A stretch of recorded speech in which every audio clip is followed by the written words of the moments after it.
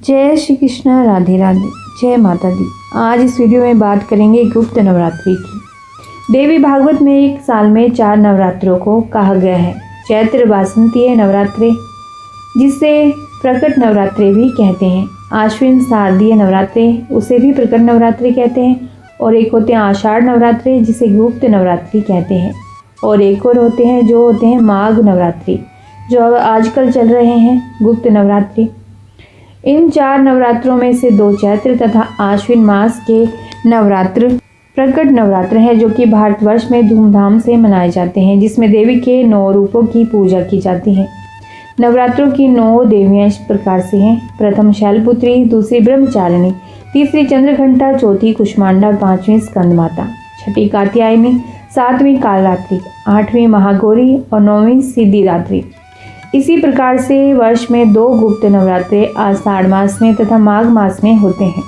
ये दोनों नवरात्रे अधिक प्रचलित नहीं होते, परंतु अब कुछ वर्षों से एक बार फिर समाज में आध्यात्मिक जागृति आने की वजह से इन 2 नवरात्रों को फिर से मनाया जाने लगा है। गुप्त नवरात्रों में विशेषतः शक्ति साधना, तंत्र साधना, महाकाल साधना तथा तांत्रिक सिद्धियों के लिए श्रेष्ठ है। माघ मास की गुप्त नवरात्रि में वामाचार पद्धति को अधिक मान्यता नहीं दी गई है। गुप्त नवरात्रि में इन 10 शक्तियों की पूजा को 10 महाविद्या अनुष्ठान कहते हैं। यह 10 शक्तियाँ इस प्रकार से हैं। पहली है काली, दूसरी तारा, तीसरी षोडशी, चौथी भुवनेश्वरी, 5वीं भैरवी, छठी छिन्नमस्ता, 7वीं धूमावती, 8वीं बगलामुखी और 9वीं मातंगी, 10वीं कमला। और गुप्त नवरात्रि में की जाने वाली माता की आराधना का प्रचार प्रसार नहीं किया जाता है। पूजा मंत्र पाठ और प्रसाद सभी चीज़ों को गोपनीय रखा जाता है। ऐसी मान्यता है कि गुप्त नवरात्रों में माता की पूजा को जितना गोपनीय रखा जाता है, फल उतना ही बेहतर प्राप्त होता है। गुप्त नवरात्र का ज्ञान कम ही लोगों को होता है, इसीलिए भी इसे गुप्त नवरात्र कहा जाता है। इस नवरात्र में विशेष कामनाओं की सिद्धि की जाती है। इसी विषय में श्रृंगी ऋषि जी कहते हैं कि इन गुप्त नवरात्रों में कोई भी भक्त माता दुर्गा की पूजा साधना करता है तो माँ उसके जीवन को सफल कर देती है।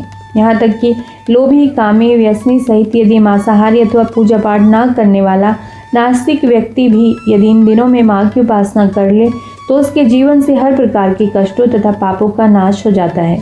उसके जीवन में परिवर्तन आने लगता है। वह सभी व्यसनों को त्याग कर सद्मार्ग की ओर अग्रसर होने लगता है तथा उसके जीवन में कभी भी कोई कमी नहीं रहती। आइए सुनते हैं गुप्त नवरात्र के विषय में जो भी प्रचलित कथा है, आज इस वीडियो में सुनते हैं। तो बोलिए जय माता दी। गुप्त नवरात्रों से एक प्राचीन कथा जुड़ी हुई है। एक समय ऋषि श्रृंगी भक्तजनों को दर्शन दे रहे थे। अचानक भीड़ से एक स्त्री निकलकर आई और करबद्ध होकर ऋषि श्रृंगी से बोली कि मेरे पति दुर्व्यसनों से सदा घिरे रहते हैं, जिस कारण मैं कोई पूजा पाठ नहीं कर पाती, धर्म और भक्ति से जुड़े पवित्र कार्यों का संपादन भी नहीं कर पाती, यहाँ तक कि ऋषियों को उनके हिस्से का अन्न भी समर्पित नहीं कर पाती। मेरा पति मांसाहारी है, जुआरी है, लेकिन मैं माँ दुर्गा की सेवा करना चाहती हूँ। उनकी भक्ति साधना से जीवन को पति सहित सफल बनाना चाहती हूँ। ऋषि श्रृंगी महिला के भक्तिभाव से बहुत प्रभावित हुए। ऋषि ने उस स्त्री को आदरपूर्वक उपाय बताते हुए कहा कि वासंतिक और शारदीय नवरात्रों से तो आम जनमानस परिचित है, लेकिन इसके अतिरिक्त 2 नवरात्र और भी होते हैं, जिन्हें गुप्त नवरात्र कहा जाता है। प्रकट नवरात्रों में 9 देवियों की उपासना होती है और गुप्त नवरात्रों में 10 महाविद्याओं की साधना की जाती है। इन नवरात्रों की प्रमुख देवी स्वरूप का नाम सर्वेश्वरी कारिणी देवी है। धार्मिक दृष्टि से नवरात्र देवी की भक्ति तथा शक्ति साधना हेतु सर्वश्रेष्ठ समय है, परंतु इस शक्ति साधना के पीछे लोक कल्याण का पक्ष भी समाहित है। दरअसल नवरात्र का समय मौसम के बदलाव का होता है। आयुर्वेद के अनुसार इस बदलाव से जहाँ शरीर में वात, पित्त, कफ में दोष पैदा होते हैं, वहीं बाहरी वातावरण में रोगाणु अनेक बीमारियों का कारण बनते हैं। सुखी स्वस्थ जीवन के लिए इनसे बचाव बहुत जरूरी है। नवरात्र के विशेष काल में देवी उपासना के माध्यम से खान पान, रहन सहन और देव स्मरण में अपनाए गए संयम अनुशासन, व्रत तथा उपवास तन और मन को शक्ति और ऊर्जा देते हैं, जिससे मनुष्य निरोगी होकर स्वास्थ्य तथा दीर्घायु को प्राप्त करता है। धर्म ग्रंथों के अनुसार गुप्त नवरात्र में प्रमुख रूप से भगवान शंकर और देवी शक्ति की आराधना की जाती है। इस दौरान देवी भगवती के साथ बेहद कड़े नियम के साथ व्रत और साधना करते हैं। इस दौरान साधक लंबी साधना कर दुर्लभ शक्तियों अथवा सिद्धियों की प्राप्ति करने का प्रयास करते हैं। उस स्त्री ने ऋषि श्रृंगी के वचनों पर पूर्ण श्रद्धा करते हुए गुप्त नवरात्र की पूजा की। माँ प्रसन्न हुई और उसके जीवन में परिवर्तन आने लगा। घर में सुख शांति आ गई, पति सन्मार्ग पर आ गया और जीवन में माता की कृपा से उनका जीवन खिल उठा। यदि आप भी एक या कई तरह के दुर्व्यसनों से ग्रस्त हैं और आपकी इच्छा है कि माता की कृपा से जीवन में सुख समृद्धि आए, तो गुप्त नवरात्र की साधना अवश्य करें। तंत्र और शाक्त मत अवलंबी साधना की दृष्टि से गुप्त नवरात्रों के कालखंड को बहुत सिद्धिदायी मानते हैं। माँ वैष्णो देवी, पराम्बा देवी और कामाख्या देवी का अहम पर्व माना गया है। हिंगलाज देवी की सिद्धि के लिए भी इस समय को महत्वपूर्ण माना जाता है। शास्त्रों के अनुसार 10 महाविद्याओं को सिद्ध करने के लिए ऋषि विश्वामित्र और ऋषि वशिष्ठ ने बहुत प्रयास किए, लेकिन उनके हाथ सिद्धि नहीं लगी। वृद्ध काल गणना और ध्यान की स्थिति में उन्हें यह ज्ञान हुआ कि केवल गुप्त नवरात्रों में शक्ति के इन स्वरूपों को सिद्ध किया जा सकता है। गुप्त नवरात्रों में 10 महाविद्याओं की साधना कर ऋषि विश्वामित्र अद्भुत शक्तियों के स्वामी बन गए। उनकी सिद्धियों की प्रबलता का अनुमान इसी बात से लगाया जा सकता है कि उन्होंने एक नई सृष्टि की रचना तक कर डाली थी। इसी तरह लंकापति रावण के पुत्र मेघनाद ने अतुलनीय शक्तियां प्राप्त करने के लिए गुप्त नवरात्र में साधना की थी। शुक्राचार्य ने मेघनाद को परामर्श दिया था कि गुप्त नवरात्रों में अपनी कुल देवी निकुंबाला की साधना करके वह अजय बनाने वाली शक्तियों को स्वामी बन सकता है।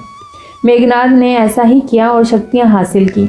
राम रावण युद्ध के समय केवल मेघनाद ने ही भगवान राम सहित लक्ष्मण जी को नागपाश में बांधकर मृत्यु के द्वार तक पहुंचा दिया था। ऐसी मान्यता है कि यदि नास्तिक भी परिहासवश इस समय मंत्र साधना कर ले तो उसका भी फल सफलता के रूप में अवश्य ही मिलता है। जय माता दी। गुप्त नवरात्रि में इन 10 महाविद्याओं की पूजा प्रत्येक दिन इस प्रकार से करनी चाहिए। पहला दिन माँ काली का है। गुप्त नवरात्रि के पहले दिन माँ काली की पूजा के दौरान उत्तर दिशा की ओर मुँह करके काली हकीक माला से पूजा करनी है। इस दिन काली माता के साथ आप भगवान कृष्ण की पूजा कर सकते हैं। ऐसा करने से आपकी किस्मत चमक जाएगी, शनि के प्रकोप से भी छुटकारा मिल जाएगा। नवरात्रि में पहले दिन माँ काली को अर्पित होते हैं, वहीं बीच के 3 दिन माँ लक्ष्मी को अर्पित होते हैं और अंत के 3 दिन माँ सरस्वती को अर्पित होते हैं। माँ काली की पूजा में मंत्रों का उच्चारण करना है। मंत्र इस प्रकार से हैं: क्रीम ह्रीम काली ह्रीम क्रीम स्वाहा। ओम क्रीम क्रीम क्रीम दक्षिणे कालिके क्रीम क्रीम क्रीम स्वाहा। दूसरी महाविद्या है माँ तारा।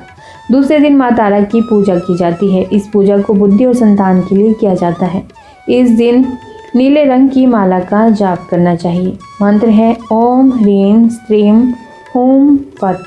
तीसरी महाविद्या है त्रिपुर सुंदरी और माँ षोडशी। पूजा अच्छे व्यक्ति और निखरे हुए रूप के लिए इस दिन माँ त्रिपुर सुंदरी की पूजा करते हैं। इस दिन बुध ग्रह के लिए पूजा की जाती है। इस दिन रुद्राक्ष की माला का जप करना चाहिए और मंत्र है ओम ऐं ह्रीं श्रीं त्रिपुर सुंदरिये नमः। चौथी महाविद्या है माँ भुवनेश्वरी। इस दिन मोक्ष और दान के लिए पूजा की जाती है। इस दिन विष्णु भगवान की पूजा करना काफ़ी शुभ होगा।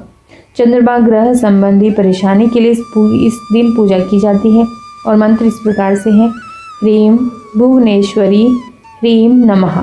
ओम ऐं ह्रीं श्रीं नमः। पांचवी महाविद्या है माँ छिन्नमस्ता। नवरात्रि के 5वें दिन माँ छिन्नमस्ता की पूजा होती है और इस दिन पूजा करने से शत्रुओं और रोगों का नाश होता है। इस दिन रुद्राक्ष माला का जप करना चाहिए। अगर किसी का वशीकरण करना है तो उस दौरान इस दिन पूजा करनी होती है। राहु से संबंधी किसी भी परेशानी से छुटकारा मिलता है और इस दिन माँ को पलाश के फूल चढ़ाने चाहिए। मंत्र इस प्रकार से है: श्रीं ह्रीं क्लीं ऐं वज्र वैर रोशनीय हुम हुम फट स्वाहा। छठी महाविद्या है माँ त्रिपुर भैरवी। इस दिन नजर दोष और भूत प्रेत संबंधी परेशानी को दूर करने के लिए पूजा करनी होती है। मूंगे की माला से पूजा करें। माँ के साथ बालभद्र की पूजा करना और भी शुभ होगा। इस दिन जन्म कुंडली में लगन में अगर कोई दोष है तो वो सभी दूर हो जाते हैं। मंत्र इस प्रकार से है। ओम ह्रीम भैरवी क्लौम ह्रीम स्वाहा। 7वीं महाविद्या है माँ धूमावती। इस दिन पूजा करने से दरिद्रता का नाश होता है। इस दिन हकीक की माला की पूजा करें और मंत्र कहें धूम धूम धूमावती दैव्ये स्वाहा। 8वीं महाविद्या है माँ बगलामुखी। माँ बगलामुखी की पूजा करने से कोर्ट कचहरी और नौकरी संबंधी परेशानी दूर हो जाती है। इस दिन पीले कपड़े पहनकर हल्दी माला का जप करना है।